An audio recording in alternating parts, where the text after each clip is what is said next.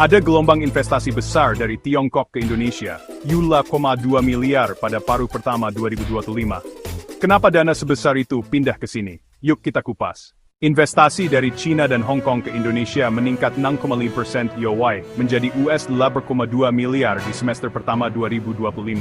Pendorong utama, tarif impor AS ke China saat ini lebih dari 30%, sedangkan Indonesia hanya punya angka sekitar 15 sen, lebih bersahabat. Ini membuat Indonesia jadi alternatif menarik untuk basis produksi dan distribusi. Investor Tiongkok tengah memburu lahan industri, khususnya di Jawa Barat dan sekitar pelabuhan utama. Subang Smartpolitan jadi hotspot investasi. Akibatnya harga properti industri meningkat signifikan, antara 15–25% YoY, tercatat sebagai lonjakan tertinggi dalam 20 tahun terakhir. Ekonomi kita pun turut mendukung arus investasi ini. Pada kuartal 2 2025, pertumbuhan tumbuh 5,2%, lebih tinggi dari perkiraan pasar.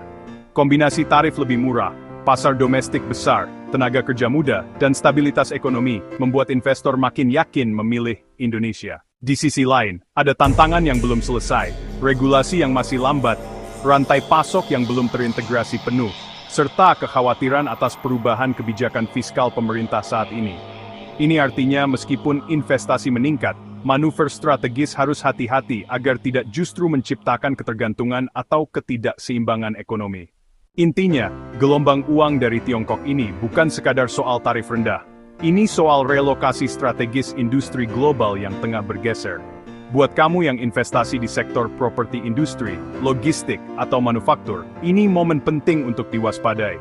Gimana menurut kamu? Apakah ini kesempatan emas atau tantangan baru untuk pelaku lokal?